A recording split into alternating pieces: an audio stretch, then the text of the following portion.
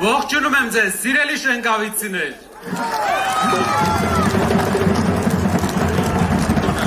Շենգավիթը ստեղծվել է հայ աշխատավորի կողմից։ Ձեր բոլորի ծնողները, դուք նաև ժամանակին աշխատել եք, որպեսզի Հայաստանը վերածնունդ ապրի, որպեսզի Հայաստանը դառնա լավ ուժեղ երկիր։ Ժամանակի մեջ, ցավոք, մեր երկրի կառավարման սխալների պատճառով Այն ամբողջ տնտեսական հզորությունը, որ Շենգավիթը ուներ, այն անծայրածիր գործարանները, որ ամբողջ աշխարհով մատակարարում էր իր ապրանքները, փակվեցին։ Այդ իսկ պատճառով այսօր Շենգավիթը Երևանում ամենամեծ գործազրկություն ունեցող թաղամասերից է։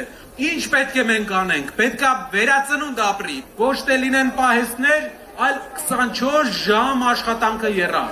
Գործարանները պետք է վերաբացվեն ժամանակակից, նոր տեխնոլոգիաներով, հագեցած սարքավորումներով։ Հայաստանը պետք է աշխարհին հայտնի լինի ոչ միայն կոնյակով, ոչ միայն ծիրանով, այլ հայ մտքի ուրիշ գործով։ Պետք է ամեն տարի մենք փոփոխություն զգանք մեր մայրաքաղաքում։ Որպեսզի իմանաս մարդը ինչպես է փոփոխություն բերելու, ինչ է անելու ապագայում, նայի թե ինչ է նա արել անցյալում։ Կարապետյանը չունենալով որևէ պաշտոն, որպես հայ ազգի զավակ, իր ազգի համար արել է ու ուզում եմ, որ այդ համեմատությունը մարդիկ անեն։ Կարապետյանը չունենալով որևէ պարտավորություն իր հայրենիքի համար, իր գրպանից արել է